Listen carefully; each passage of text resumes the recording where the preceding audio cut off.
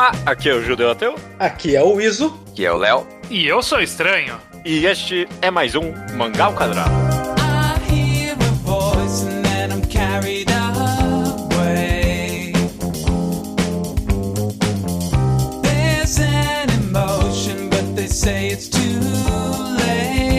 Sejam bem-vindos ao Mangá ao Quadrado de número 280, num quadro clássico, um muito amado por quem grava e por quem escuta. Você Mangás E é o quadro do Mangá ao Quadrado no qual a gente comenta a nossa relação com os mangás e o mundo. As coisas que estão fora da obra, né? Como que os mangás influenciam a nossa relação com a sociedade, enfim, né? Eu tô sendo um pouquinho vago com algumas palavras aqui, porque a gente não sabe exatamente qual é o título desse podcast ainda. Deste aqui é específico. Né? A gente sabe que é um Você Mangás E a gente quer conversar, na verdade, sobre a forma com que não como os mangás impactam a nós, pessoalmente, como indivíduo, mas como os mangás e, por consequência, a arte em geral, impactam o mundo de fato, né? A sociedade. Esse é um dos prováveis títulos do podcast, Você Mangás e Sociedade. Obras de artes existem, obras de artes políticas ou não, sabe? Com grande alcance ou não. Existem obras que comentam sobre o mundo e fazem, de fato, a gente refletir sobre o mundo, né? Só que elas mudam de fato o mundo, né? Essa é uma pergunta que eu me fiz recentemente. Qual é o impacto, qual é o papel, afinal de contas, da arte para a sociedade? Eu não tenho a mínima ideia da resposta para isso e é por isso que eu queria gravar esse podcast. Eu até acho interessante que eu fui pesquisar exatamente tipo essa pergunta. A arte pode mudar o mundo? Vamos ver o que o Google me diz.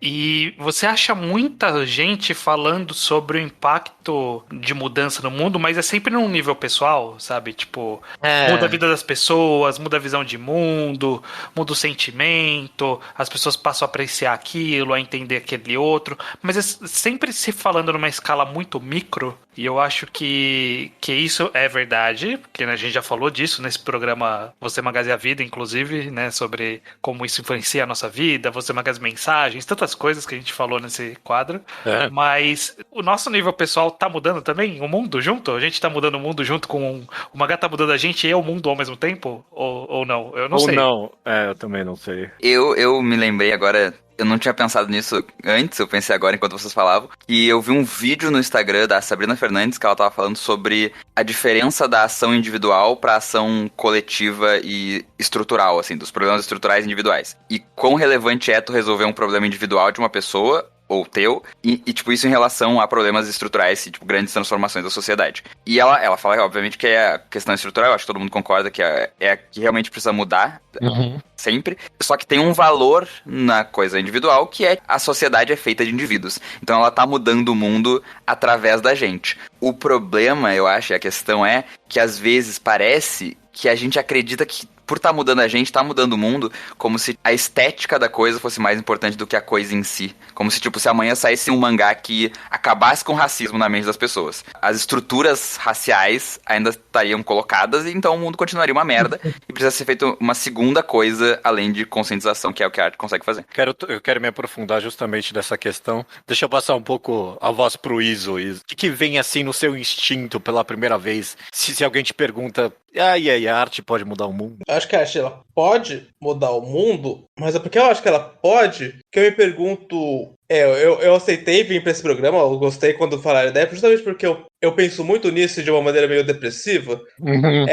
Por exemplo, é histórico isso. Você estuda e factualmente que o cinema e a conscientização de guerra nos anos 40 fizeram os Estados Unidos entrar na Segunda Guerra Mundial. Os cineastas fizeram em coletiva uma campanha de patriotismo e de vilanização do Hitler, que fizeram uma demanda do público exigir a entrada do governo americano na Segunda Guerra, que foi uma entrada que mudou os rumos da guerra. E essa relação de causa e efeito ela é amplamente estudada. Assim, eu não tô tirando do meu cu, eu acho que deve ter sido o filme do Chaplin. Não. Foi uma campanha real que mudou o mundo. Realmente mudou os rumos de uma guerra que a gente sofre os efeitos dela até hoje, assim. Sim. Então, se a gente sabe que a arte pode mudar o mundo, por que o mundo não muda? O Leléo falou da questão do racismo. Tá faltando história que realmente conscientiza as pessoas de que o racismo é ruim? É uma coisa que, caralho, ninguém tá fazendo um filme sobre os males do racismo. Puta que o pariu, que vacilo. Ninguém fez esse filme. A gente sabe que estão fazendo esses filmes. E muita gente sabe disso. Eu vi um filme que me conscientizou, eu também. Mas 1 bilhão de eu também e ainda tá ruim. Eu fico, caralho, que a gente não tá fazendo? Por que a arte não tá mudando o mundo? Eu penso muito nisso. E eu penso depressivamente nisso. Caralho. Na questão da guerra, pensar no impacto da arte da guerra foi uma das principais questões que tiveram eu ter a vontade de gravar esse episódio, porque eu assisti, tem uns meses aí, o filme Starship Troopers, que é eu esqueci o nome do diretor, mas é o cara Verhoeven. É Paul Verhoeven, é o cara de Robocop. E é um filme muito anti-guerra, muito mesmo. Ele esconde um pouquinho, porque a premissa do filme basicamente é um filme de propaganda nazista, fascista, não nazista necessariamente. O filme tá imaginando como seria um filme criado por uma sociedade fascista, basicamente. Mas tem um certo tom de ironia pro negócio todo de o quão ridículo é. Eu achei um filme tão bom, tão certeiro. Eu achei fantástico. E eu fui ver comentários do filme de muita gente e, tipo, a galera da guerra ama esse filme. Eu literalmente tive gente que serviu no exército brasileiro mesmo, que fosse, falando, não, no exército eles mostram esse filme, porque é muito da hora mesmo, tipo, a guerra do filme. Caralho. E o filme é muito anti-guerra. E eu tive a mesma conclusão que vocês. Tem muito filme anti-guerra, sabe? Hoje em dia, sei lá, até os filmes pró-guerra são anti-guerra, sabe? Até algo como American Sniper, que é algo completamente pró-guerra do Iraque, ele ainda tem que ser um pouquinho anti-guerra, no sentido de que, o cara volta e vira um completo psicopata com problemas mentais, sabe? Não é bom pro soldado a guerra, é a conclusão do filme. E aí? Os filmes causaram, obviamente, a arte tem impacto no mundo, porque senão não existiria propaganda, né? Obviamente, né? Eu acho que vim aqui falar que não existe, que a arte não tem impacto nenhum, é absurdo, né? Ninguém aqui vai falar isso. Eu queria questionar isso até quando o Iso falou, porque vocês acham que foi a arte que mudou o rumo da guerra, ou o rumo político dos Estados Unidos mudou o rumo do cinema e aí, tipo, transformou o cinema nessa propaganda de guerra? Então, pra mim, parece que a arte é meio que a ferramenta da política. E não ela em si que mudou, ela foi usada pra mudar. Eu fico pensando em muito como muitas movimentações sociais que estão em coletivo com as mudanças culturais e aí, portanto, artísticas, como elas parecem ser tão intrínsecas que é difícil dizer se uma causou a outra ou se elas só surgiram lado a lado. Tipo, a gente tá falando de guerra bastante, o próprio movimento hippie, será que ele nasceu, será que os hippies criaram o sentimento anti-guerra ou o sentimento anti-guerra resultou nos hippies que resultou em obras e sentimentos de guerra, sabe? Quem que tá puxando isso? Como vem o vento da o Zeitgeist, como que ele chega, sabe? Quem que tá trazendo ele? Tá surgindo, eclodindo na população e aí expande pra arte? Ou a arte começa a trazer essa discussão que expande para as pessoas? Então, sei lá, brigas por boas representatividades femininas, LGBT, de minorias, de raciais, em quadrinhos, em filmes e tudo. A busca por isso é porque a gente acha que o filme vai fazer evoluir a sociedade, ou porque a gente está evoluindo a sociedade e os filmes e livros e quadrinhos estão ficando para trás e a gente está tentando puxar eles. É difícil dizer, né? Parece que eles estão meio que andando juntos, isso sempre. Eu acho que também as pessoas discordam dessa resposta. Tipo, tem pessoas que fazem arte política focada nisso. Às vezes até o político é mais importante do que a arte. E aí fica, tipo, a estética não é tão relevante para essas pessoas. E tem pessoas que discordam totalmente. E aí as duas artes estão existindo ao mesmo tempo. E às vezes até dentro do mesmo filme, por exemplo, o mangá, sei lá. Porque o mangá tem o autor, tem o editor, tem às vezes o desenhista, e talvez cada um esteja fazendo por um motivo e tá tudo ali misturado. A questão da representatividade que você levantou aí, pra mim, estranho, é super fascinante pra mim mesmo. E você já levantou um pouquinho disso, Leléo.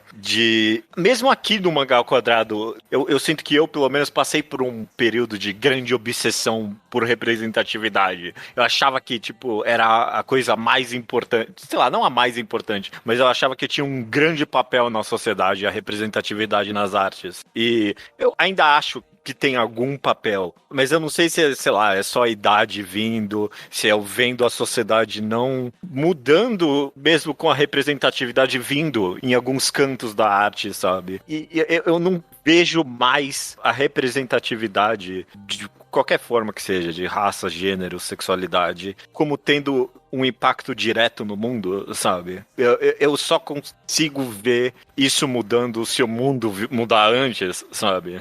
Sim, eu consigo ver, é o que a gente falou, eu consigo ver o impacto pessoal, mas como tipo, como muda pra uma pessoa, aquela pessoa vê aquele personagem representado daquele jeito, como a vida dela muda por conta disso. Mas como sociedade, é sempre complicado. Eu sinto um pouco, eu não sou um alvo de representatividade, no sentido de que raramente uma representatividade vai ser de um grupo do qual eu pertenço. Uhum. Então, eu noto muito de fora isso, mas eu sempre sinto que a representatividade, na verdade, é mais um sinal do que um agente da mudança, como se os produtores estivessem olhando e falando: ok, ano passado não dava, ano retrasado não dava, hoje dá, libera esse grupo já. Eu tô falando porque eu tô sentindo que a gente se safa, que a sociedade já tá pronta, porque o produtor ele tem muita vontade de não receber um backlash. Sim. Acho que tem muito produtor e executivo que é abertamente homofóbico, eu não tenho dúvida que eles existem muito. Claro. Mas acho que existe muito que é indiferente, mas tem medo que o público homofóbico corte seus lucros. Eu acho que essa parcela de produtores também é muita. E que quando eles liberam, é porque eles perderam o medo. E eles perderam o medo porque o mundo mudou. Porque a sociedade mudou, exato. E mudou um pouquinho, nem sempre precisa ter mudado muito, né? Eu tô pensando em trazendo esse exemplo pra uma realidade próxima do podcast, né, mangás, pensando em protagonistas femininas na Shonen Jump, por exemplo. Raríssimas. E aí, tipo, nos últimos 2, 3 anos, teve várias. E parece que a porteira abriu agora. Agora tá comum colocar... Primeiro parece que estavam colocando o pezinho na água, coloca uma protagonista do lado de um cara, sabe? Tipo, divide o papel entre os dois. Aí agora não. Agora a protagonista, a mulher, é mais... É do grupo, mas ela é mais relevante. Um Promised Neverland, um Medakabok. Aí agora a gente tem mangá tipo Candy Flurry, que vai ser cancelado daqui a pouco. Aí tem o Si, que foi cancelado outro dia. Exato. Mas que eu consigo imaginar que os autores estão pensando, eu posso colocar uma protagonista feminina agora, porque estão aceitando um pouquinho mais nessa revista. E especialmente, e acho importante, protagonista feminina fora de mangás de romance. Uhum. Que não é como se To Love Ru não tivesse uma protagonista feminina. Isso é. Mas eu acho interessante pensar que talvez o sentimento esse de depressão, de tipo, o mundo não tá mudando, seja porque essas mudanças que a gente tá vendo, elas são meio que muito mais estéticas do que qualquer outra coisa, porque é muito irônico tu falar que a Shonen Jump agora tem protagonistas femininas que, tipo, não deveria ter Shonen Jump mais. Tipo, não deveria ter... Perfeitamente. E aí, tipo, só que a gente meio que começa a se contentar com isso, e aí chega um momento que a gente percebe que a gente não se contentava com isso, que isso era uma migalha fodida. E aí, quando começa a virar normal, e aí as pessoas começam, não, na real não tinha que ter uma Shonen Jump. E só que parece que esse momento não chega, porque já tiveram vários momentos de tipo, nossa, agora a sociedade tá mudando. Tipo, nos anos 60 as pessoas pensavam isso. E estamos aqui ainda, né? Tipo, nessa situação. Perdão afastar de mangás, mas eu sinto muito isso que o Lelau tá falando com a Disney, especialmente. Como se cada personagem de representatividade que eles lançasse, imediatamente o grupo do Twitter chegasse, Disney Senpai me notou, como se fosse a Disney quem define. O que pode ou não. O que pode ou não? Tipo, caralho, que honra, a Disney tá me representando. É a Disney, eles são uma corporação do mal, eles não tinham nem que existir.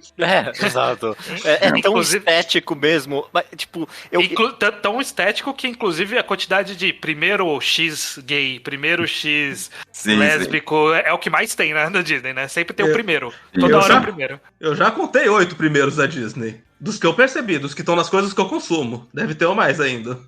Eu não quero, eu não quero só ficar falando mal de quem se importa com representatividade, porque eu sou essa pessoa também. Mas se eu puder pelo menos explicar o meu raciocínio, eu acho que eu passei por essa mudança recentemente, eu queria só expor ela um pouco, porque eu acho que mesmo, eu acho que foi inconsciente, obviamente que foi, mas eu acho que pra mim, uma sociedade em que não existem obras homofóbicas, que seja, por exemplo, é uma boa sociedade, sabe? Então, se a gente chegar na sociedade em que não tem obras homofóbicas, automaticamente a gente vai chegar numa boa sociedade, sabe? Só que é claro que esse é o raciocínio completamente invertido, né? Tipo, a gente tem que chegar numa sociedade boa para que não existem obras homofóbicas, né?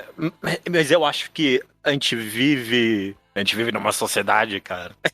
A gente vive. A gente vive numa sociedade que a gente tá tão obcecado pela mudança, pela arte de alguma forma, porque a gente vê tão distanciado, sabe, de qualquer mudança concreta no mundo, que a gente se vê, tipo, muda a arte, quem sabe no meio, muda aí. E que há algum poder mínimo ali de pressão, de boicote, de percepção em rede social. Tipo, olha aí, estão tirando aqui, estão reescrevendo um trecho que vazou, que era escroto, porque a gente fez pressão, a gente tá melhorando o mundo. Não, a gente não tá melhorando o mundo, a gente tá fazendo uma pessoa a menos, um lugar menos, uma fonte de discussão não falar daquele jeito, daquele assunto. Isso porque é positivo? É positivo. Eu não quero virar os caras, os anti-SJ, eles não têm razão, sabe? De que, tipo, não é uma censura isso, é uma reclamação válida que as pessoas têm, sabe?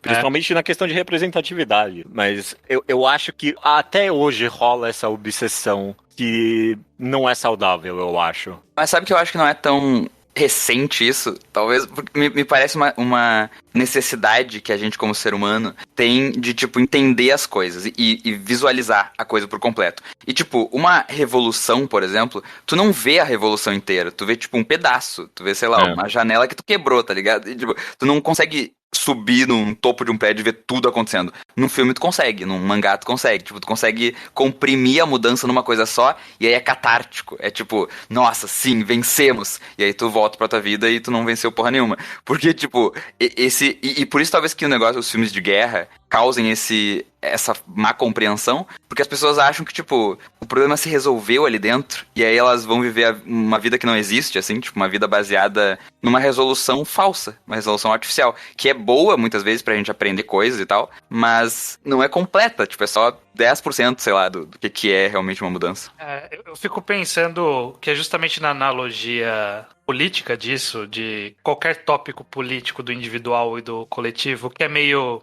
sei lá, parar de pegar sacola plástica no mercado, usar uma sacola retornável. Pô, você tá fazendo uma coisa boa? Tá. É uma mudança completamente positiva e que você pode inspirar pessoas e que pode ter mudança? Pode. Você não tá salvando o mundo fazendo isso só. Mas ao mesmo tempo, tipo, mas você tá também. Essa que é a dicotomia complicada, porque o micro é tão importante, eu ia falar, é tão importante quanto o macro. Não é tão importante quanto o macro, mas é importante também. Um sem outro, né? Porque talvez será que um leva ao outro? É difícil a gente visualizar, eu acho que isso é tudo sobre teoria política que eu não entendo nada. De que é difícil a gente visualizar a revolução como um acontecimento e não como um processo. E aí, como a gente vê como um processo tudo, parece lento e parece que não tá mudando. Então, tipo, caralho, eu tô mudando, eu tô usando sacola retornável faz 5 anos aqui e continuam me dando sacola plástica no mercado. Por que não pararam de servir sacola plástica lá? Tipo, ok, mas eu pelo menos mudei. Eu conheço gente que mudou. Será que isso não impactou em nada? Impactou, mas só vai impactar de verdade na hora que pararem de fazer essa merda. Na hora que surgiu uma lei proibindo isso. Sabe? E olha lá. Vai vir de outro lugar essa mudança, não vai vir de mim. Mas eu quero acreditar que eu mudei também. E no final das contas tudo isso é uma mudança tão individual, né? Se a gente tá falando aqui da diferença entre a mudança individual e a mudança estrutural, que nem o Leléo comentou. A sacola plástica, nossa, está tão fora da arte, né? Mas tudo bem. Não, mas acho que é na mesma pegada, né? Pequenas coisas pro grande. A mudança da sacola plástica é positiva, mas é um impacto irrelevante. Não é irrelevante. Tá, não irrelevante, mas mínimo demais. Mesmo se de fato, tipo, proibirem de fato a sacola plástica, é uma mudança muito pequena pro enorme catástrofe global que é aquecimento global, por exemplo, sabe? Que isso que eu falei, tipo, é mais narrativo, tipo, é mais coeso narrativamente tu mudar a sacola plástica do que tu mudar o sistema capitalista de produção, tá ligado? A sacola tu vê ali, tá ali a sacola. E é um efeito dominó, porque a sua sacola plástica é só um detalhe da indústria da sacola plástica, e a indústria da sacola plástica é só um detalhe da indústria do plástico. Também. Parar de produzir essa sacola plástica, eu não sei quantas fábricas de plástico vão fechar. Exato. Nossa, aí, aqui não vai dar pra fazer plástico sem sacola. Acabou o plástico. Não, a sacola quando vê, ela sobra da fábrica, né? Tipo, vai ficar igual. Então tem todo um ciclo de coisas maiores, e cada vez maiores, que ao mesmo tempo, o plástico é um principal agente, mas não é o único agente ambiental. Então, vai crescendo, a gente vai crescendo cada vez que pequeno, mas ao mesmo tempo que é pequeno, é parte. É não ambiguamente parte do problema, por mais que seja parte pequena. Trazendo a analogia de volta pra arte, né, tipo, eu acho que realmente é uma comparação bem direta mesmo, porque é claro que uma representatividade melhor e, sei lá, filme anti-guerra que seja, sabe, tem impacto individual muito positivo, né, mas não, com certeza a gente sabe a essa altura do campeonato que não é daí que vai vir a mudança de fato, né. Mas, ao mesmo tempo, a arte não devia ter um impacto coletivo, por definição. Mas então, eu quero perguntar uma coisa. Ele tem impacto coletivo, mas eu sinto que a mudança que tem é pouca. Mas diga lá, Leonardo, antes de eu puxar esse assunto. Eu quero, na verdade, é uma pergunta mais prática pra essa discussão aqui. Onde tá a linha do individual pro coletivo? Porque, tipo assim, uma pessoa ser mudada por uma obra, realmente é pouco. Tipo, vários indivíduos, sei lá, 10 indivíduos, pouco. 100 indivíduos, pouco. 1000 indivíduos, não sei. E aí, tipo, em que momento que começa a se tornar, beleza, isso aqui foi coletivo, isso aqui fez diferença, sabe? Quantas pessoas tem que ser, sabe? Tipo... Porque vocês falam muito... O Judeu, principalmente, falou bastante sobre, tipo... É tão insignificante essa mudancinha. E eu fico pensando que sei lá, vai ler um mangá de 1000 capítulos... Tu lê uma página do mangá, é insignificante. Mas, tipo, quantas páginas tu vai poder dizer, beleza, eu li alguma coisa desse mangá? Tipo, li um pouco desse mangá. De alguma forma, esse é o argumento que não tá sendo feito aqui. Alguém ia mandar e-mail falando isso se você não comentasse. A ideia do quadro, na verdade, Você Mangás é que tem impacto, né? Por exemplo, a gente fez o Você Mangás e Masculinidade, por exemplo. E eu, no meu coração, acredito, sabe, que talvez se tivesse uma... Tipo, Battle Shonen com uma visão de masculinidade mais saudável para as crianças, elas iam crescer com uma masculinidade mais saudável de fato, sabe? Tipo, estariam mais dispostos a demonstrar sentimentos publicamente, a não odiar tudo que é feminino, por exemplo, né? Então, sei lá, tem esse impacto. Mas eu acho que, no fundo, o problema é que tem esse impacto, mas Battle Shonens de masculinidade positiva nunca vão ser, a maioria, pelo menos, numa sociedade em que a masculinidade não é positiva para começo de conversa, sabe? Eu consigo ver que aí tudo vai depender justamente do qual é o alcance desse impacto, qual é a mudança que aquilo pode trazer e como isso muda o mundo. Então, por exemplo, pensando justamente em um mangá de um shonenzinho de esporte. Slam Dunk fez sucesso e automaticamente popularizou o basquete no Japão. Claro. Por um tempo. Porque ele conseguiu mudar as pessoas que poderiam popularizar o basquete, que é os colegiais começarem a praticar nas escolas. Porque lá eles tinham estrutura pra isso. Ao mesmo tempo, Game Pass Descalços, que a gente começou a fazer podcast agora, é um puta sucesso e a gente não tá desarmando bomba atômica. A gente tá 50 anos sem desarmar bomba atômica. Mas pelo menos não caiu mais nenhuma no Japão. Nem no mundo. Não por isso, não. Não por causa do game. Eu acho que já não ia cair uma terceira.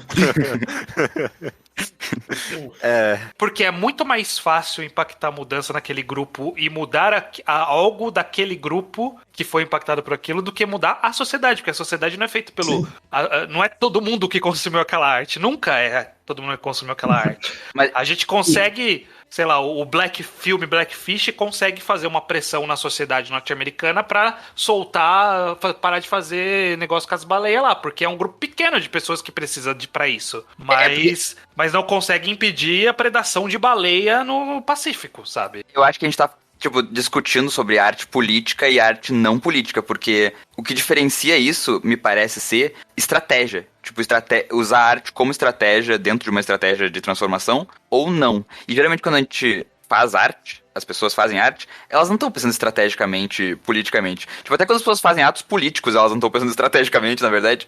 Então, meio que o id, o lado mais emocional dos artistas, não permitiria uma mudança, porque eles não vão fazer arte pensando, beleza, eu tenho que fazer arte pensando no filho do Bolsonaro, porque eu sei que ele vai ser o próximo presidente, se eu mudar ele, eu mudo o mundo, sabe? Tipo, poderia ser uma estratégia, sei lá. Mas ninguém faz isso, tipo, quer dizer, algumas pessoas fazem isso, mas é mais raro, né? Você tá dizendo que a arte só muda o mundo quando ela é propaganda, é isso? Talvez. Eu discordo de você, Leléo. Eu discordo. Boa. Eu acho que a maioria dos artistas, consciente e inconscientemente, estrategiza, tá certa essa palavra? Sim. Como é que é do latim?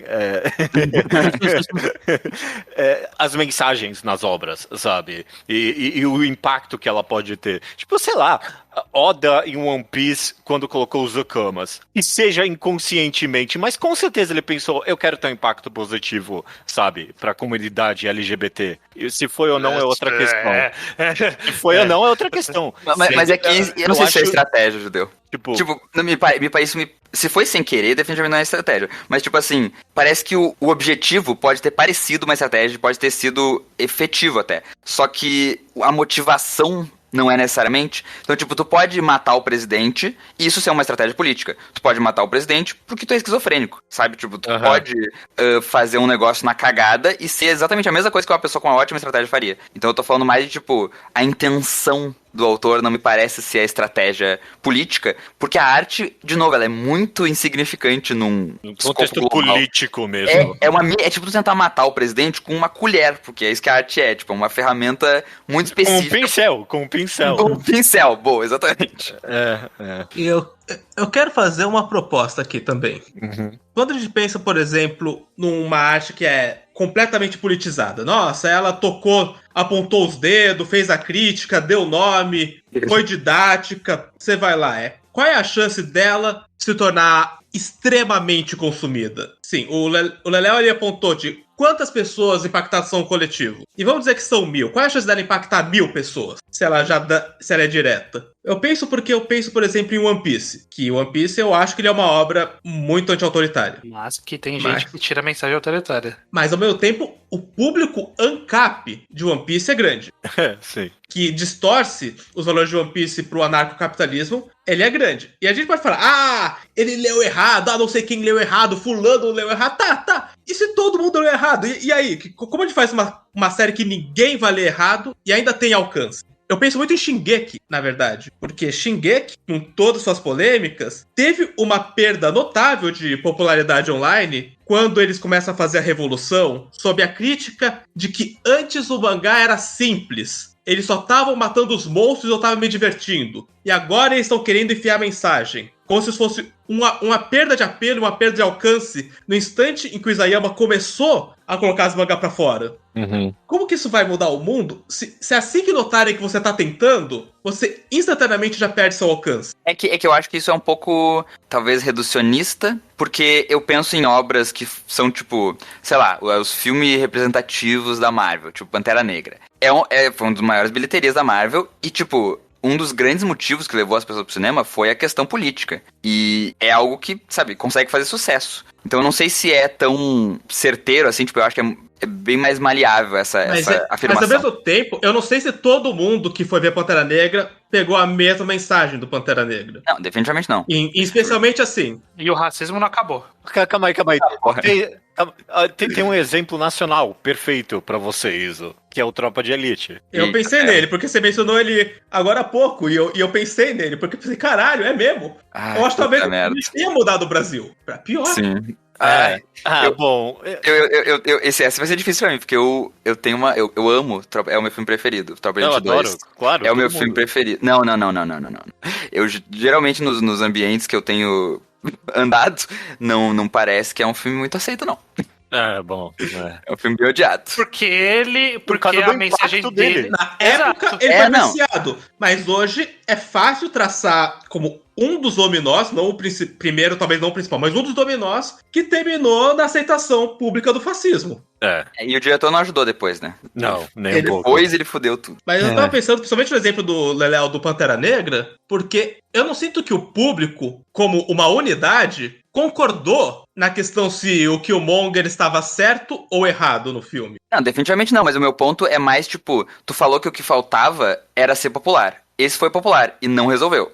Não, mas acho que não resolveu justamente porque a mesma questão de One Piece foi popular porque as pessoas de todas as opiniões podiam ver o filme e projetar a própria sem tirar o filme. Na Ku Klux Klan, acho que não. O pessoal, tipo, supremacista branco, acho que não. É que no final ninguém mudou porque as pessoas conseguiram pegar suas próprias opiniões e encaixar naquela obra. Sim, é isso. Eu não você pode projetar o que você já acha no filme. Mas tem como não fazer isso? Tem como tu não, tipo, tu fazer uma obra que a pessoa não vai conseguir colocar as coisas dela. Daí não é arte. Só que aí é didático, só que aí é explícito. Então, exatamente o ponto. Eu acho que tem, e aí é rejeitado. E aí a pessoa fala, eu não gostei desse filme. Ele me disse. Eu não coloquei o que eu já acredito nesse filme. Mas é que é rejeitado por quem, né? Às vezes em coisa boba, né? Que é o que a gente vê no famoso perfil dos nerdola aí de internet, que é, tipo, eu não gosto dessa história porque colocou uma mulher lá protagonizando. E, tipo, é só isso que a história fez. E isso é o suficiente pra pessoa não conseguir projetar naquela história a visão de mundo dela. Então é claro que ela não vai mudar.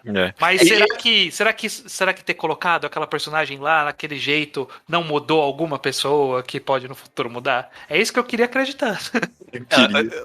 O mundo em que Tropa de Elite lançou nos cinemas e teve um impacto positivo por causa da mensagem mais fundo inerente dele, é um mundo no qual a visão de que o fascismo também inerente do filme era completamente rejeitado. É um mundo que, para começo de conversa, a gente ia odiar o personagem do Capitão Nascimento, sabe? Que o filme nem precisasse ser mais explícito de que a carreira dele tá fudendo com a vida dele e de todo mundo que ele toca, sabe? A gente não vive nessa sociedade. O impacto que o filme teve foi uma reflexão da sociedade. Então é claro que teve o impacto que teve, sabe? Não é ele que causou necessariamente. Foi um reflexo do que as pessoas, infelizmente, já acreditavam. Mas exacerbou. Mas ajudou algumas a confirmarem que já acreditavam. Ajudou uns Fascist Curious ali.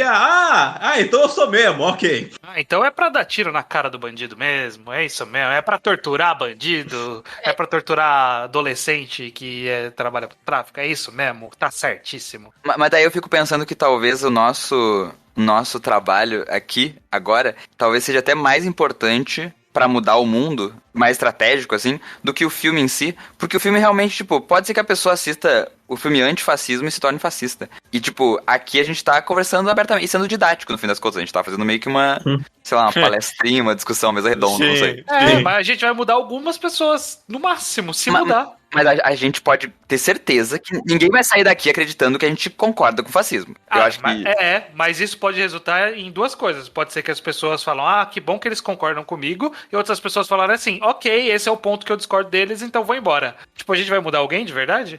Esse podcast não é fascista, por que eu vou ouvir o próximo? Exatamente. Não, peraí, mas é que daí isso que vocês falaram do Tropa de Elite, tipo, a pessoa já tá com o comecinho do sentimento, entendeu? Então a gente só muda os indecisos, a gente só muda quem nunca pensou naquilo? Eu vou propor aqui, eu não quero falar, vou propor uma solução, porque primeiro, porque eu não acho que eu vou inventar a roda, mas eu acho que é uma questão que se resolve geracionalmente. Tipo, a gente não vai mudar, um filme não vai provavelmente mudar um adulto, de fazer ele repensar a vida inteira dele, talvez desempatar algumas coisas que ele tá um pouquinho em cima do muro, mas uma criança, especialmente a gente tocou muito o ponto da representatividade, a naturalização, acho que é o poder mais forte de mudança que uma arte pode propor. E não assim, ela vai ver um filme em que tem um personagem gay e vai repensar a noção de homofobia. Não, ela vai ver 100 filmes em que 30 é bem representado, 30 é estereotipado, 30 é ok, 10 tá em debate. mas na cabeça dela aquilo já é normal, aquilo já é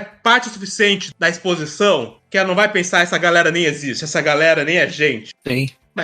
Eu sem dúvida alguma concordo. Mas Só que num adulto, eu acho que o caminho é muito maior. é difícil. E a esperança é geracional. É que se a gente produzir arte boa o suficiente para ser parte da vida de uma próxima geração, desde a pequena infância, ela já vai crescer com outra cabeça, com outra defesa pra merda que o pai ou o professor possa propor. Isso a gente consegue ver hoje, eu acho. Sem dúvida. A minha pergunta principal, talvez, só vai ter espaços pra esse tipo de arte se a sociedade mudar antes ou, sei lá, é um ciclo que se realimenta positivamente de alguma forma? Eu acho que depende um pouco do artista, mas depende um pouco da briga que o artista compra. A gente sabe que o mundo não tá um pouquinho mais fácil hoje do que tava 50 anos atrás. Só pensar numa história e soltar na internet, mas ao mesmo tempo existem filtros até uma história que você criou ter alcance. Eu posso desenhar um quadrinho aqui, jogar no Twitter e torcer pra ter RT o suficiente, ou eu posso ir pra uma editora e torcer pro cara ver completamente meu apelo, porque se ele não ver, fudeu. E por isso as pessoas são tentadas a fazer o que funciona, o que sabe que tem público, que sabe que tem apelo, que sabe que tem nicho. Mas tem gente que briga, tem gente que atropela e escreve o que quer, às vezes pra levar tomate, às vezes pra descobrir a roda. Essa galera que desafia, realmente acho que eles têm poder de mudança. Talvez seja por isso que é importante cobrar quem já tem poder de ser um agente dessas mudanças. Sim, de publicar o que eles sabem, que tem gente que não tem certeza se tem espaço, e tentar cavar esse espaço mesmo. Pôr a cara a tapa aí. Porque acho que alguém aceita. Eu acho que eu ia perguntar, tipo, o que... Porque a gente aqui, nós quatro, eu acredito que a gente mudou a nossa vida com obras de arte depois de adulto, né? Já teve momentos que vocês viram obras e ficaram, caraca, mudou minha vida. Teve um podcast sobre isso, né? Mas, tipo, e parece que o que a gente tem... é uma coisa meio de, tipo, meio infantil, meio lúdico, talvez. E também essa coisa do... Que é uma coisa meio irônica pra nós, mas a coisa do hipster, do vanguardista, assim. Porque pelo que o Izzo tá falando, tipo, parece que é a vanguarda que vai empurrar a linha mais pra lá cada vez mais, e às vezes se fudendo. Eu mal quero chamar de vanguarda, mas... Tipo, não sei se é vanguarda a melhor palavra, porque eu usei hipster. Mas, tipo, a gente aqui, talvez o que a gente tenha de diferente, e as pessoas que se importam com arte, é isso, tipo... tá aberto pra ver uma coisa que talvez seja uma merda às vezes, talvez seja bizarra, bugada, assim, e tu fica, tipo, muito ruim. Mas que bom que isso existe, tipo, isso fez diferença pra mim, mesmo sendo ruim. É que eu acredito muito, isso eu acredito muito no Ovo de Colombo. Não sei se vocês conhecem, mas pessoas que vocês conhecem, talvez um espectador não conheça a fábula, não, é parábola. Em que alguém falou pro Colombo que a América era muito fácil de encontrar, porque você só tinha que ir numa linha reta e você topava com a América. Então, que bela merda o que ele fez. E Colombo respondeu, então quero ver você colocar um ovo de pé. Ele, não, Colombo, não tem como colocar um ovo de pé, é absolutamente impossível, ele sempre vai tombar. Aí Colombo achatou o fundo do ovo até ele ficar reto e colocou o ovo de pé. Mas se eu achatar o ovo, obviamente eu vou conseguir o de pé. Sim, sempre, se alguém já fez, obviamente agora é mais fácil.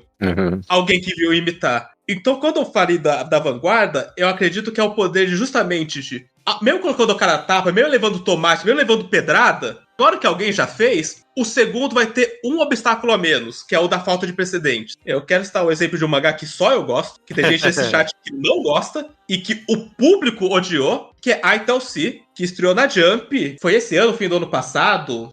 Foi há pouco tempo. Foi uma das delas mais recentes. E foi um mangá que, quando eu li, eu achei que era uma das maiores mensagens antipunitivistas que eu já vi na mídia inteira. De diretamente questionar a maioria das narrativas de punitivismo que eu vejo em mangás constantemente. E foi cancelado em 20 capítulos. E eu não vou falar, foi cancelado por causa disso, mas eu tenho certeza que esse tema não ser um tema comum dos mangás, obviamente não ajudou. Obviamente não, caralho, é isso aqui que vai dar popularidade. O mangá tinha outros defeitos, alguns defeitos que eu relevo porque eu gostava muito do tema. Mas o ponto é, saber que isso em algum momento foi aprovado pela Shonen Jump, e por mais que tenha sido odiado, teve a visibilidade da maior revista de mangá do mundo, me faz pensar que talvez algum artista possa pensar, eu vou tentar fazer um mangá parecido com esse. Porque se eu gostei, eu, um brasileiro aleatório do outro lado do mundo, algum japonês pode ter potencialmente gostado e colocando aquilo ali no próximo projeto. E agora que o Colombo pôs o ovo de pé, pode colocar também. Não, eu 100% concordo contigo, Isa, eu não discordo de nada. É que só, no final das contas, toda essa mudança vai ser positiva, que artistas com coragem fazem, e vai trazer uma mudança real pro mundo da arte, né? Tipo, Sim, vai mudar a sociedade, é outros 500, né? Eu acho que o que eu quero concluir, e isso conclui quase tudo que eu falei, é que uma obra de arte não vai mudar nada. Mas a arte, se achar uma tendência, a tendência na arte pode mudar a sociedade. Ok. Eu dei o exemplo dos filmes de guerra, e isso não foi o grande ditador, ou o Pernalonga batendo no Hitler. Foi uns 5 anos em que tudo que saía no cinema era antinazista. Em que diretores combinaram e concordaram que esse era o tema. E é diferente de um grande filme que fez 1 trilhão de bilheteria e ganhou 40 Oscars. E todo mundo gostou desse um filme. Porque ele é um filme. Ele não é arte. Ele é uma obra de arte. Eu tenho as minhas ressalvas quanto a isso é que eu sinto que a arte, de tudo que a gente falou aqui, a impressão que eu tenho é que a arte ela consegue mudar o mundo, mas ela muda um pouco. Bem pouquinho. E aí o mundo muda um pouco, e aí ele muda um pouquinho a arte. E aí eu acho que fica meio que um puxando o outro devagarzinho, sabe? Tipo, um movimento bem leve que vai esticando aos poucos. E aí sempre que a gente tem todas essas discussões sobre representatividade, sobre como que a gente vai fazer representar um relacionamento saudável numa mídia aqui, vamos fazer um mangá que é de romance na Shonen Jump, que não é de putaria do cara caindo no peito da menina. É aos pouquinhos que o público, ele, se há uma tendência na sociedade, ele tenta corrigir os rumos da arte, e a arte ela vai aos poucos tentando guiar um pouquinho a sociedade também. E aí eu acho que é muito gradual, porque isso acontece para todas as direções. Tipo, todo mundo tá tentando puxar um pouquinho pro lado que ele acha que é o melhor caminho, e esses lados podem ser antagônicos. Então, tipo, eu acho que muda. Mas muda pouco e vai e volta, sabe? Eu não sou muito confiante, mas eu quero acreditar que muda. Eu acho que não é pra jogar fora também as pequenas lutas de pequenas mudanças, porque pode significar algo também. Se eu puder concluir, talvez aqui algum raciocínio meu também, é que eu acho que existe sempre uma mudança que a arte pode impactar no mundo, mas se eu tiro alguma coisa mais, sei lá, positiva, talvez é que vai ser sempre uma mudança de segundo grau, sabe? Porque puxando aí talvez o seu exemplo, se amanhã surgirem 20 mangás mega anti-punitivistas na Jump, a esperança real é de que alguém leia esses quadrinhos e vai impactar no mundo real uma luta anti-punitivista, né? Não que a arte por si só, por mais absurdo que seja eu falar esse raciocínio, eu acho que muita gente teve, porque eu tive por muito tempo, de que a arte mudando por si só, de alguma forma etérea, vai modificar a sociedade, sabe? Eu acho que é muito fácil quem consome muita arte, muita mídia em geral, muita série, entrar nesses raciocínios, sabe? De que, não, se a arte mudar, o mundo vai mudar. Não, a arte vai impactar as pessoas e aí as pessoas vão mudar o mundo, né? Tipo, é sempre esse impacto de segundo grau. E, sei lá, talvez o meu ponto aqui é que a gente tem que tomar cuidado e investir demais nessa mudança que a arte pode ter, porque ela é sempre num nível abaixo. Talvez ela seja sempre só o primeiro passo, voltando aí no antipunitivismo. Acho que às vezes tem o poder de naturalizar a noção de que antipunitivismo é uma causa real e uma teoria real, que até hoje, você fala de antipunitivismo, pessoal, como você não coloca a gente na cadeia? Isso nem faz sentido, cala a boca. E pra muita gente não faz mesmo. E talvez a arte possa fazer as pessoas sentarem aqui. Pra alguns isso faz sentido, e esse é o teto. Daí pra frente é luta, mas a luta só pode começar se em parte da sociedade já chegou nesse ponto. Talvez a arte abra conversas, é isso? Sim, talvez ela naturalize pensamento suficiente para esses pensamentos conseguirem achar mais palanques na vida real. Mas aí depende dos palanques. Aí a arte não ajuda além disso. Eu consigo enxergar dessa forma. Definitivamente tem um papel, sei lá, assim como, sei lá, trabalho de base que o pessoal fala tanto hoje em dia, propaganda de fato, sem dúvida alguma a arte tem um papel que seja nisso, eu acredito pelo menos. Eu vou tentar até dar uma positivizada porque parece que vocês estão bem numa bad vibe, só que eu escuto vocês e fico assim... Uma bad vibe levemente positiva, levemente. Pra mim tá sempre no positivo. nível pessoal é positivo. No nível de sociedade... É porque eu sou uma pessoa muito dark. Na minha cabeça, nossa, uma das coisas mais otimistas que eu falei essa semana. Mas tipo...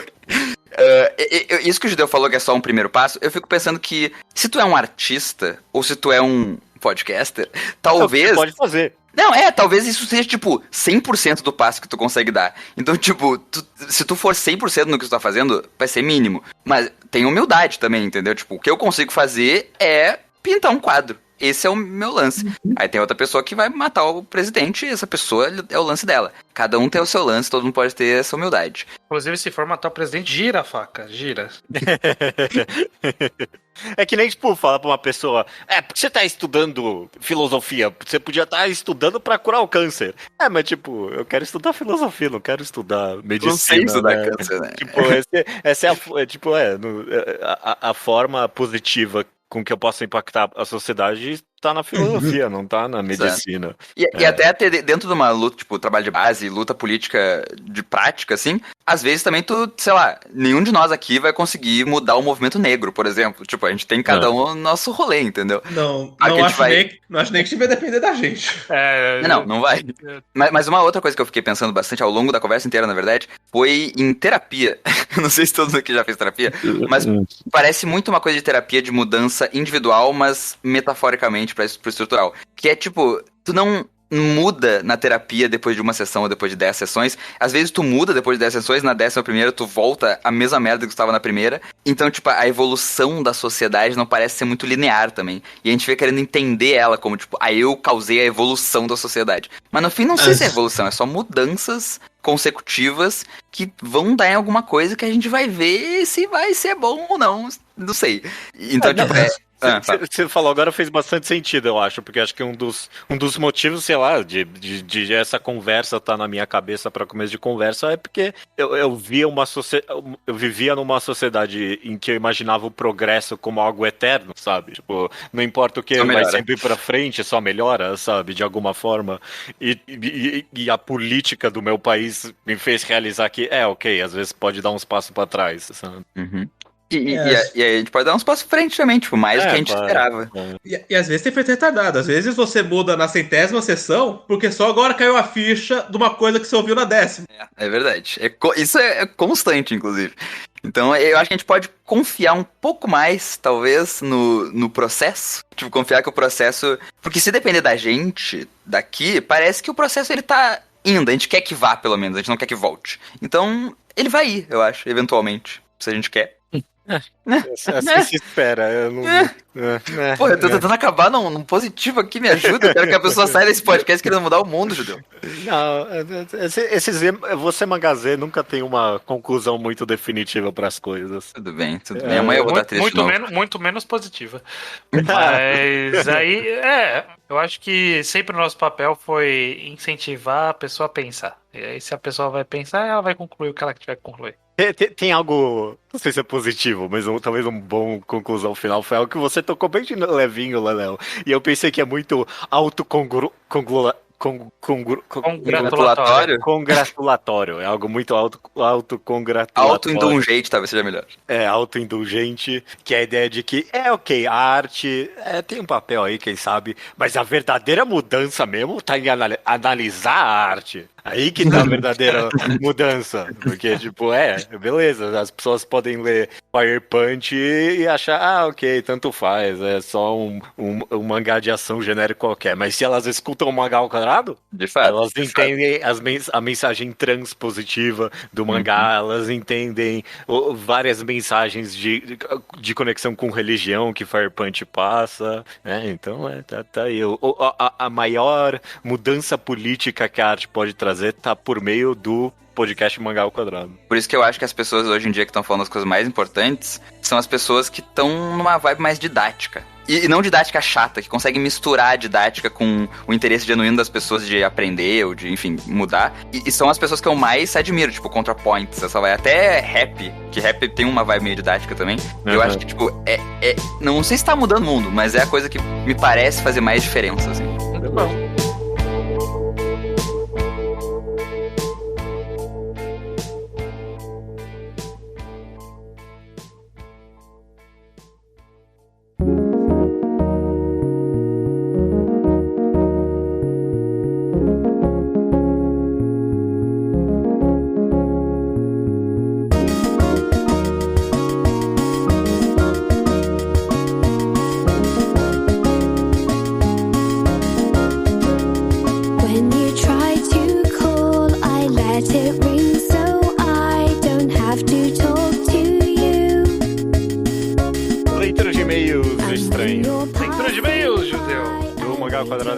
279 Iscas que eu mordo. Um programa muito querido pelas pessoas. Parece que evocou o sentimento.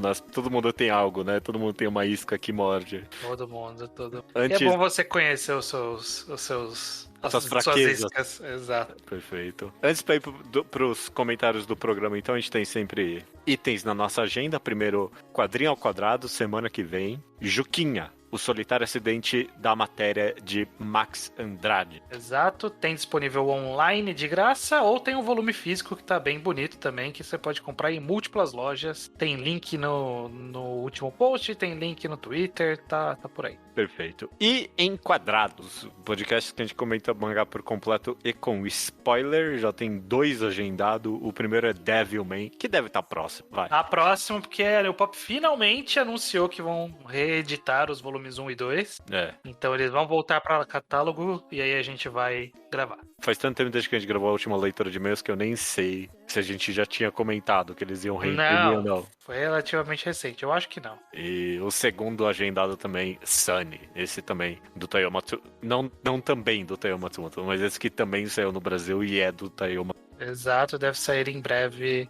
o último volume e aí a gente vê também. Perfeito. Ok, Slowpoke Report então. Comentários que não tem nada a ver com o programa. Normalmente é pessoas falando que leram alguma coisa ou comentando do passado. E é o caso do Leléo Logia. O Léo que participou desse programa hoje mandou um e-mail se sentindo nostálgico, que foi bem nostálgico. Eu não sei pra você, mas ver um e-mail ali do Leonardo foi muito nostálgico pra mim mesmo. Porque... fazia muito tempo. Nossa, e ele fez parte ativa dos primeiros anos aí do podcast.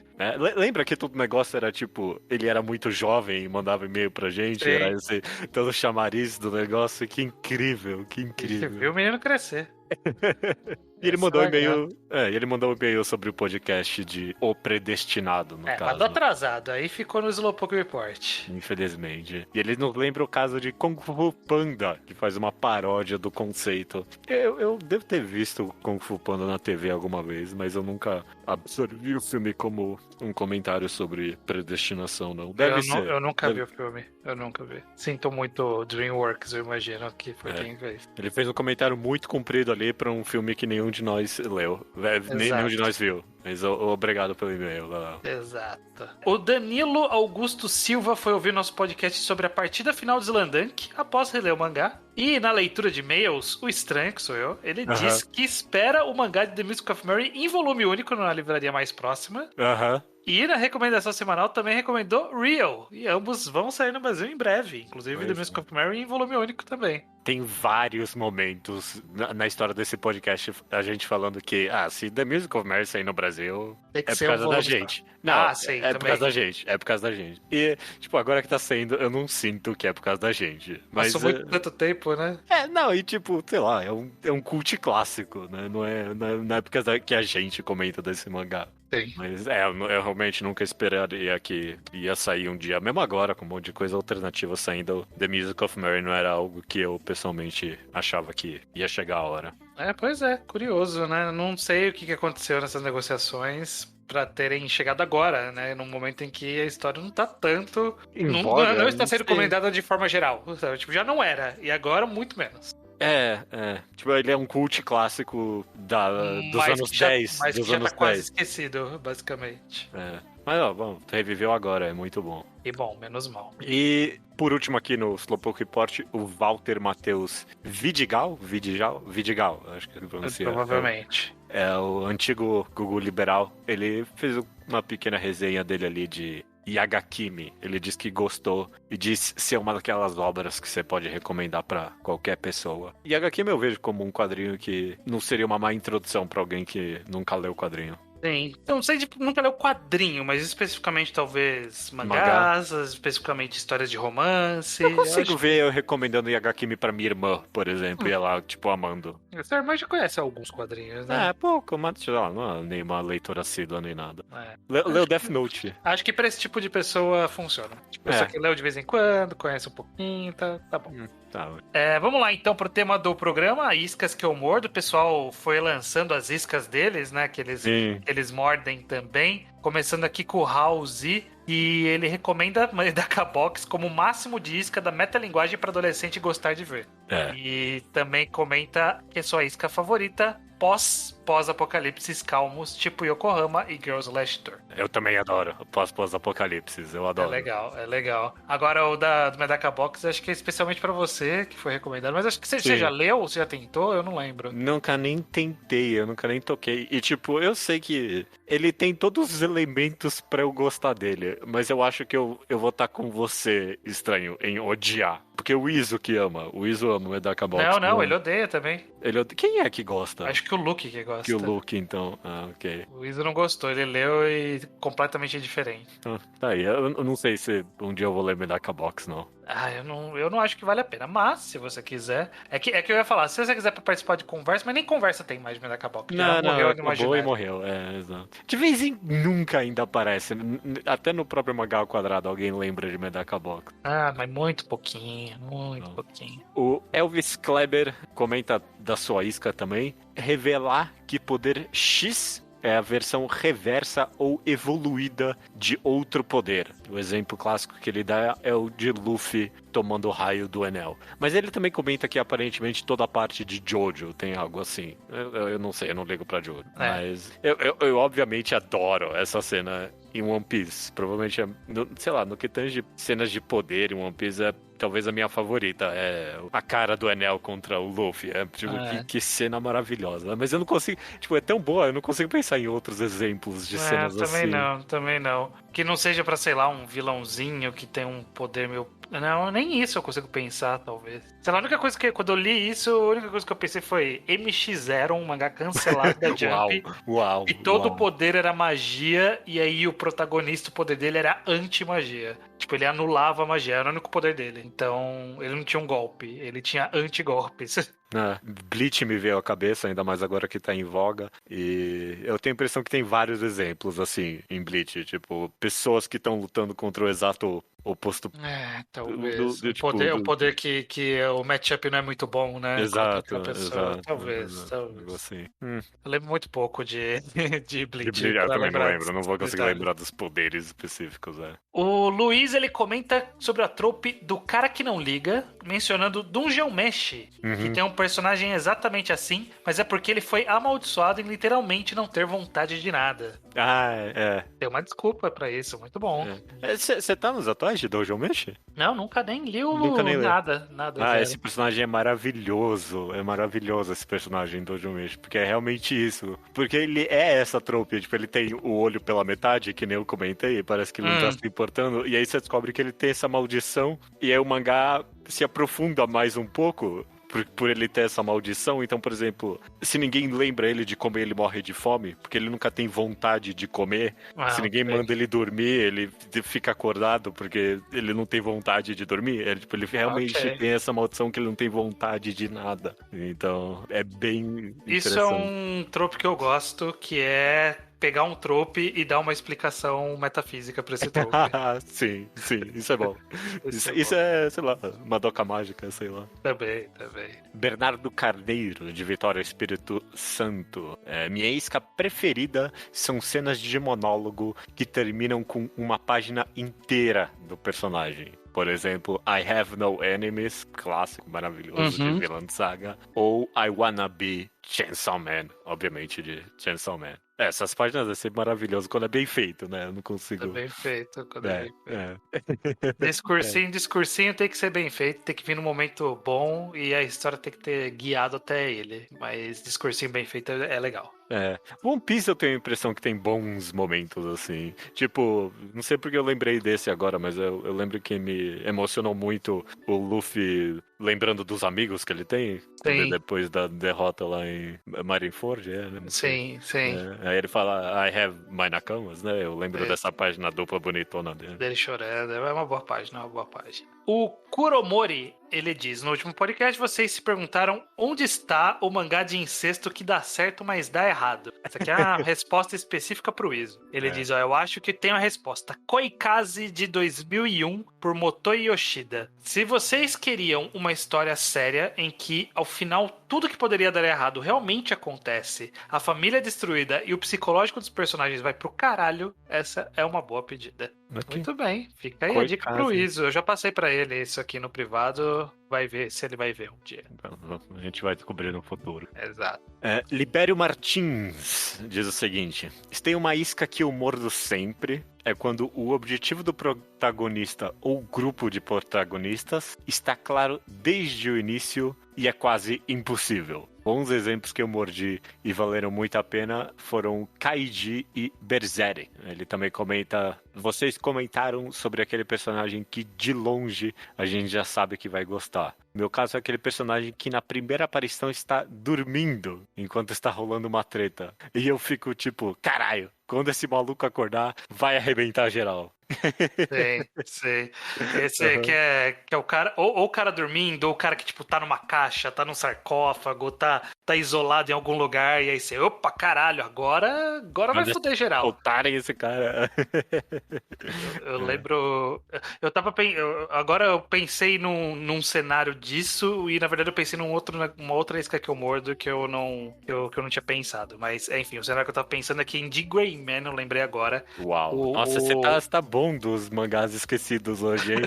MX0 e The Gray Man, nossa. Eu acho que é tipo o mentor do protagonista, que é sempre esse fodão que citam que existe, aí uma hora ele volta, e ele tá sempre carregando um caixão, e aí uma hora sai do caixão o bicho que era o poder dele, e aí você fala, caralho, saiu do caixão, mano, agora é sério.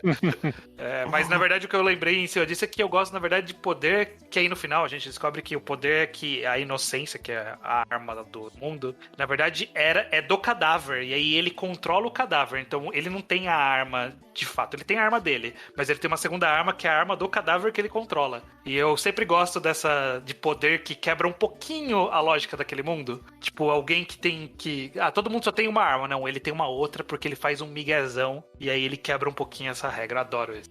Eu achei que a isca que você ia falar aqui aí, eu gosto, alguém que carrega alguma coisa que tem alguma coisa dentro. Também. E aí quando revela, tipo, pra mim, eu acho que uma das minhas...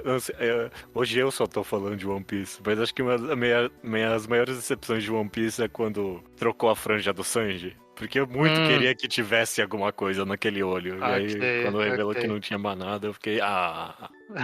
Pô, mostra o que tem de baixo. Ali. Agora você pode torcer pelo olho do Zoro. Não, ele tem o olho do Mihawk ali. Ele tem sim. É isso que tem por baixo? Não, é Sharingan. É Sharingan, beleza.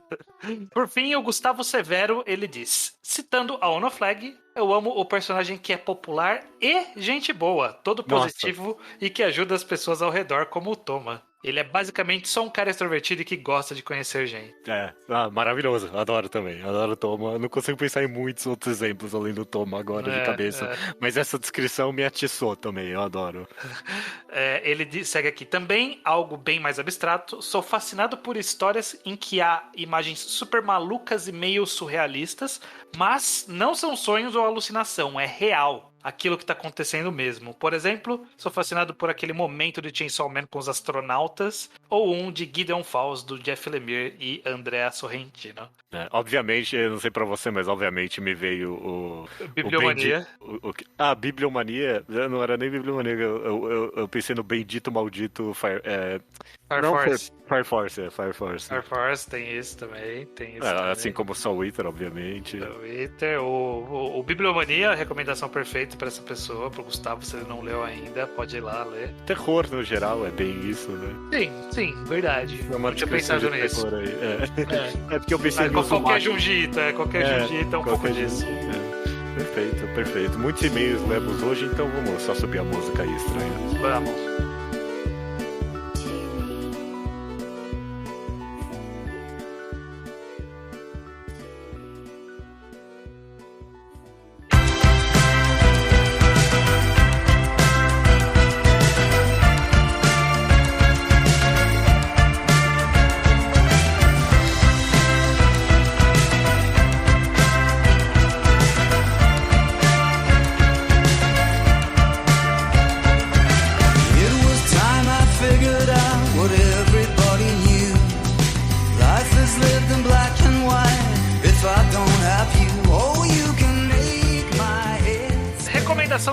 minha, Judeu. É sua sim, estranho. Diga a minha catchphrase. Exato. Qual catchphrase? Eu está em dúvida entre 2 mangás aí. Ah, ok, beleza. Estou em dúvida entre 2 mangás. Eu vou... Um deles, se eu recomendar, você não vai conhecer. E o outro eu vou roubar pra sua recomendação da semana do próximo programa. Eu acho que eu vou roubar a sua recomendação. Rouba aí, pode falar. Porque eu amei, eu vou recomendar junto contigo aqui. Então a recomendação dessa semana será Colon Generic Romance. Perfeito. Segunda obra da autora que a gente tá recomendando aqui. Exatamente, da Jun Mayazuki. Ela fez também aquele Love is Like After the Rain, não é esse? É perfeito, esse é o nome mesmo. Que você recomendou, eu não li esse ainda. Mas Colon Generic Romance é um mangá que sai na Young Jump, revista semanal seinen da Shueisha. Mas o mangá ele é quinzenal. Basicamente conta a história de Kowloon, uma história que se passa em Kowloon, que foi uma cidade real que existiu de verdade em Hong Kong ou na China? Acho que é em Hong Kong especificamente, né? Eu não lembro agora, boa pergunta. Mas, enfim, era uma cidade que eles chamavam da cidade murada, porque ela era o lugar com a maior concentração urbana num menor espaço, a maior densidade urbana, porque eram muitos prédios muito colados em um espaço muito pequeno. Então era um lugar muito doido de se ver. Você procura imagens e fala, como que isso aqui existia? Como isso ficava de pé, realmente. Exato. E a história se passa lá dentro com a nossa protagonista que trabalha numa firma de locação, né, de tipo uma imobiliária, que aluga os apartamentos. E é meio que ela começando a lidar com um colega de trabalho dela, com um possível interesse amoroso, e deles vivendo nessa cidade que é uma cidade super estranha. Tem um twist, que não dá pra falar desse twist da história, porque primeiro que a autora entregou, mas não entregou o twist até agora. Pois tem isso, né? É um mistério, na verdade. Então, tem um twist, mas o twist, na verdade, é um mistério. Existe alguma coisa, a gente vê no primeiro capítulo que tem, tipo, um losango flutuando em cima de Kowloon. Que a gente não tem a mínima ideia do que é até agora. Não tem a mínima ideia do que é. E tem algumas coisas estranhas que começam a acontecer, mas a história, ela intercala essas coisas estranhas com grandes períodos de slice of life, mangá de romance, amizade, passear ali, conhecer os moradores. Ele é bem mangá feel good que te deixa com uma pulga atrás da orelha. Esse é o rolê do mangá. Vocês falam, ai, que legal, né? Mas não, mas peraí, tem alguma coisa estranha aqui. Mas enquanto tá legal, mas tem alguma coisa estranha acontecendo aqui. Eu estaria até disposto a falar que o twist é que são inseridos elementos até de hard sci-fi nele, de ficção científica pesada até, mas é tão abstratamente, tão vagamente que esses elementos são inseridos na história que realmente fica só essa pulga atrás da orelha, né? Isso. A gente fica naquela, não sei o que é. Tô vendo aqui por esse casal, mas ao mesmo tempo queria saber o que tá acontecendo aqui. E é um pouco da minha crítica ao mangá, que a autora, ela fica muito no... Eu vou falar, mas não vou falar. Ela põe o pezinho na água e tira, põe o pezinho na água e tira. Nossa, tem um momento específico que até, tipo, um personagem, ok, eu vou falar, e a protagonista, não fala. Ok, não, vai se fuder, fala. É importantíssimo você saber isso. Super te interessa essa resposta, por que você não quer saber? Mas... tirando isso, eu acho que ele é bem interessante de acompanhar, justamente porque você não sabe se vai vir algum elemento de sci-fi ou se vai ser só a pessoa comendo um frango ali com a amiga, se é só um rolezinho, vendo o cara jogar mahjong com os velhos. É um mangá bem interessante de acompanhar. E eu acho que é uma boa leitura do momento. Ele foi indicado a alguns dos prêmios que a gente comenta aqui. Se eu não me engano, ele foi indicado a Mangá Taisho também. Foi indicado ao Taisho, sim. Mas não ganhou. Não, mas a indicação... Mas o Mangá Taisho sempre tem boas indicações ali. A gente tem muitas recomendações que foram indicadas lá. E Colon Generic Romance é a mais nova dessas indicações. Um aspecto em específico, se eu puder comentar do mangá que eu gosto... que a gente comentou muito do roteiro, mas eu gosto... Ele tem quase que um aspecto de análise semântica nele, sabe? De pegar umas palavras abstratas mesmo, tipo genérico, romance, nostalgia, e aí pegar os personagens diversos e colocar meio que a interpretação dessas palavras que eles têm e como isso modifica a visão deles de mundo, de fato. É muito interessante esse aspecto. A forma com que pessoas diferentes analisam a interpretação de palavras mesmo revela muito sobre elas. Eu acho interessantíssimo e tocante esse aspecto da obra. Sim, ele trata bastante, um dos aspectos que ele mais trata é sobre identidade, sobre ser quem você é, né, e quem é você, o que define você, seus gostos, etc. E ele trabalha isso de vários ângulos, é bem interessante. Eu gosto da participação da amiga, que é a loirinha lá, que eu nunca lembro o nome de nenhum personagem nessa história. Eu também não lembro o nome de Acho que ninguém. é Kujirai a protagonista, é tudo que eu lembro. E mal isso eu lembro. Mas enfim, trata de múltiplas formas, várias discussões, eu acho isso bem interessante. Já é bem interessante e é promissor também. É bem. O final pode matar ou elevar essa história também, né? E ele que não parece estar próximo de revelar nada. Não. Apesar de que muito bem poderia revelar tudo em um capítulo e acabar. Pode ser. Não tem nada que impede, porque a história não tem um objetivo, né? É um slice of life ali com essa pulga atrás da orelha que você fica enquanto você lê. Ele é tão único no final das contas, né? A abordagem dele. Quanto mais eu comento aqui contigo, mais eu penso que quimera essa autora criou, né? Um monte de coisa. Poder que tinha tudo pra dar errado, mas dá certo. Dá Funciona. certo. Tá dando certo. E Beleza. é isso então. Recomendação da semana é essa: Kowloon Generic Romance. Perfeito. E só confirmando, Kowloon ficava em Hong Kong. Em Hong Kong, perfeito. Cara, é um absurdo. Você vê essas imagens flutuantes aqui de cima, você fala, caralho, como podia existir esse lugar? Eu tava curioso em como é que tá hoje, porque eu sei que foi derrubado. Virou um parque. Virou um parque. Virou um grande parque. Eles fizeram uma renovação ali. Bom, uma pena, porque eu queria andar de Google Street View lá dentro. Eu vi que tem um vídeo no YouTube aqui dos anos 90 de como era lá dentro. Vou procurar, me interessa. Perfeito. Recomendação feita, eu recomendo também, estranho. E só falta dizer até semana que vem. Até semana que vem.